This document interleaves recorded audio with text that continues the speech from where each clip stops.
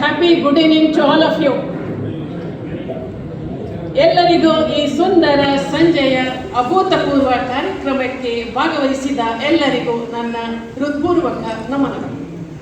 ವೇದಿಕೆ ಮೇಲೆ ಉಪಸ್ಥಿತರಿರುವ ಎಲ್ಲ ಲಯನ್ಸ್ ಗಣ್ಯರೇ, ಮುಂಭಾಗದಲ್ಲಿ ಆಸೀನರಾಗಿರುವ ಎಲ್ಲ ಆತ್ಮೀಯ ಲಯನ್ ಬಂಧುಗಳು, ನಾನು ಲಯನ್ಸ್ ಕ್ಲಬ್ ದಾವಣಗೆರೆಯ ಪ್ರಥಮ ಮಹಿಳೆಯಾಗಿ ಈ ವರ್ಷದ ಸೇವಾ ಕೌಸ್ತುಭ ಸೇವಾ ಅವಧಿ 25-26ರ ಉದ್ಘಾಟನೆಯನ್ನು ನೆರವೇರಿಸಲು ಅತೀವ ಸಂತಸವಾಗಿದೆ.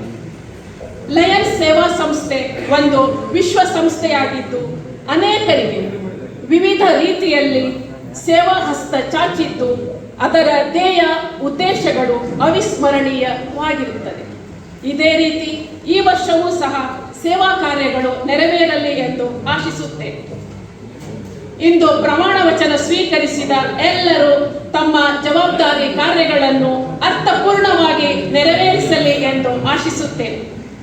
ಈ ಲಯನ್ಸ್ ಸಂಸ್ಥೆಗೆ ಪ್ರತ್ಯಕ್ಷವಾಗಿ ಮತ್ತು ಪರೋಕ್ಷವಾಗಿ ಸಹಕರಿಸಿರುತ್ತಿರುವ ಎಲ್ಲರಿಗೂ ನನ್ನ ಅನಂತ ಶುಭಾಶಯಗಳು.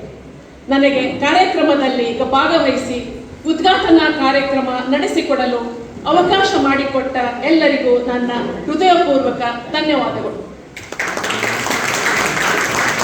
ಸರ್ ಹೇಳಿದ್ರು, ಇನ್ಮೇಲಿಂದ 1 ವರ್ಷ ನೀವು ಯಾವತ್ತು ಸರ್ ಲೇಟಾಗಿ ಬಂದ್ರೆ ಅಂತ ಹೇಳಿದ್ರು. ಈಗಲ್ಲ sir, since 30 years he is working for Lions Club.